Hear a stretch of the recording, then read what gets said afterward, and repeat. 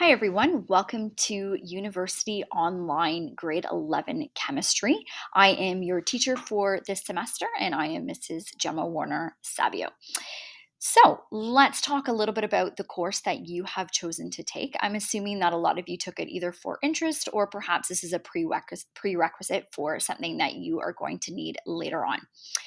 So, the way that I have outlined our course, you're going to notice that there's a lot of organizational tools that are available to you to help keep you on track. Every week, I'm going to post in our news feed the expectations for the week and any other information that I need to convey to you. With our course, the way that it is laid out, there is a content section that will have various tabs down the left hand side with information. So, in terms of the course, let's take a quick peek at the outline to get us started. So, you're going to notice that grade 11 online chemistry, we do the exact same strands as if you were in an in class course. We look at matter, chemical bonding, and chemical reactions. These are topics that you might be familiar with from grade 9 and 10. We just build upon that learning. Then we get into chemical calculations. So there is going to be quite a bit of math that follows in unit 3, 4, and 5 as we get into solutions and solubility, which deals with acids and bases. And then we talk about atmospheric chemistry and gases. In terms of how this course is formatted, is that the expectation is for you to devote 70 minutes a day to this course. You've been allocated one period a day, so this is not a self-paced course in that you would start working on this in a couple of weeks or leave everything at the end of the month. You are expected to meet the deadlines. You can work asynchronously, but 70 minutes a day for the content that you want to be working through, in addition to perhaps some added homework time, just like you would an in class course. So there are deadlines that you must adhere to. Just like an in class course. It's just that you've chosen this platform. But again, it's not self paced. It's asynchronous, which means that you're working through the material, but you are devoting that time every single day to the course. Okay.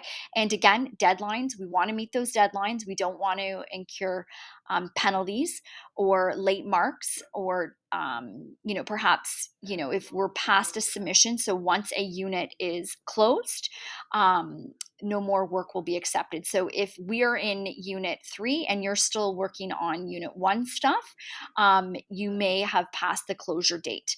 Okay, so you definitely want to keep up with the course content.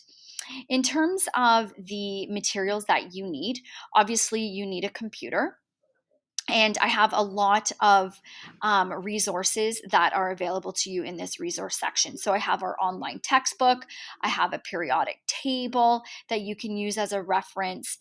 So lots of other tables that we need are provided for you here.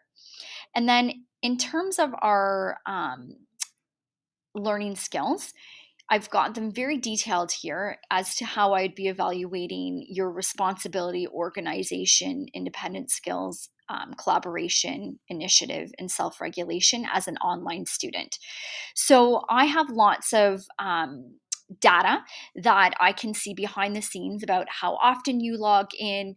Have you watched the videos in full or have you skipped ahead?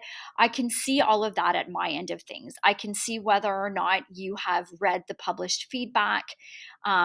So are you self regulating that way? So these are a lot of the important things that I'm looking for when it comes to your learning skills. So please take a moment to go through that. And in terms of how do we submit documents? We've got a tab here, Navigating Brightspace, and I'm sure a lot of you are quite familiar with how to do that. But there's some tutorials here if you need help on how to properly scan a document. You shouldn't be using your camera button to just take photos of your work, you want to make sure that you have some sort of scanning software, whether it's a Google Drive app or some other app.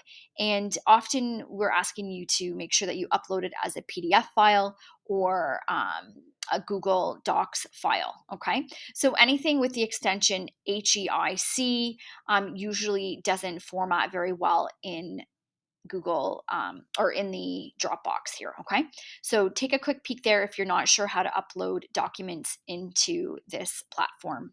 Okay. There are participation activities. For the first 2 weeks, you need to do one participation activity every single day for the next 2 weeks. After that, you have one participation activity a week. How do you get to the course? I should have probably showed you that.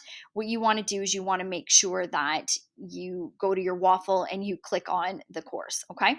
So that's kind of key. Going back to the content section here, we've got Unit 1, and you're going to notice that there's an outline for Unit 1 and all of the things that we're going to cover in that first unit. And then you're going to notice that there's a module. The module pertains to 1 week's worth of work. Okay. Some people can get ahead and they're kind of done by Wednesday or Thursday. You have to decide how you are going to get that week's worth of work done. I do not suggest leaving it to the Sunday before, because I do monitor when you are submitting things as well. Are you always submitting things last minute, or are you submitting them sort of regularly throughout the week? Okay. There's going to be some expectation where there's stuff due at the midpoint of the week and some stuff due at the end of the week. So with Module 1, you're going to notice that there's 2 lessons for this week in addition to all of your participation activities. So there's our participation activity, and here is our lesson number 1. So you'll click on the lesson, and then there's always some supporting documentation that you may want to download. Now, when it comes to organization, I do suggest that you get yourself a 3-ring notebook. And this is important for you to sort of jot down notes. And you may want to use some colored tabs. These are sort of my organizational tips. I'm just looking for my tabs here. Oh, I don't know where they are.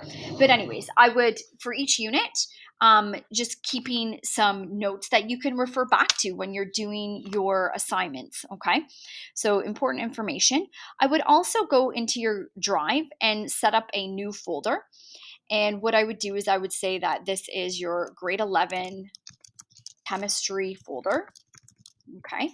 And I would then create some different files.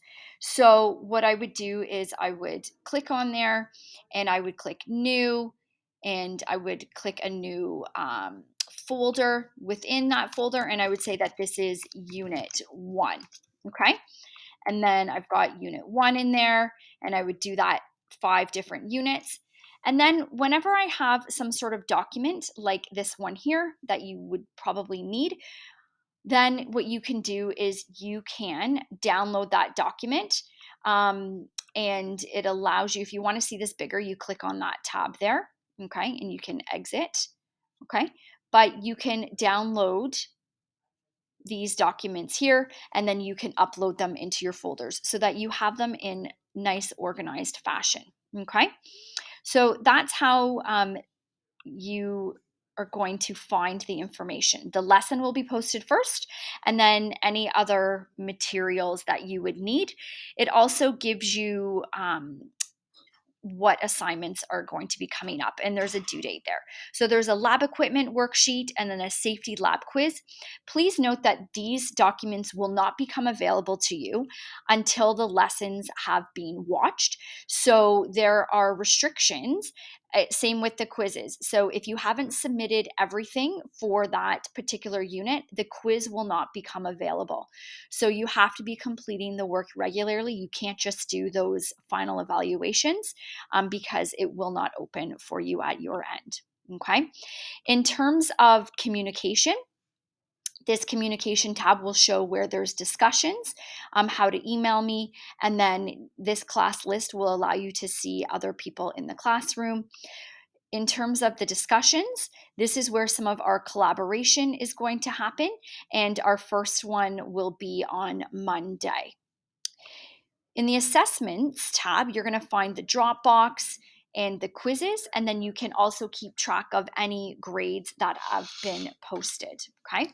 When we go into our Dropbox, you are going to see a number of different assignments that will be published or made available on the week that it is due, and you can keep track of whether or not you've submitted it or not submitted it. And if you have, and there's feedback, it'll say that it's been published back to you.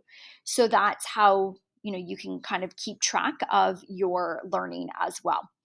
What I would like you to do is make sure that you also are checking your emails regularly, because I may be sending out a message to you via email with some information. And I will also be providing at the end of every unit a markbook update as to where you are at. If you are not able to participate regularly, you will also be notified, as well as your parents, as to sort of where you're at in your participation in the course. I'm just trying to think if there's anything else that I wanted to talk about. I think I've pretty much mentioned everything. What I'm going to do is I'm going to get a feel for where a lot of you have your period allocated and at what school you are at in the upcoming participation. And I will be able to sort of hone in on my availability to meet with you. Right now, at my school, my period 1 class is when I'm available between 9 and 10 o'clock if you wanted to meet in a Google Meet. But you can certainly email me at any time. And often I will try my best to email you within that day, obviously. On weekends, it's a little bit trickier, but I will certainly try my best to get back to you within the same day that you email. Okay. So I wish you all the best with this course, and please feel free to reach out if you have any questions or concerns. Looking forward to getting to know you guys.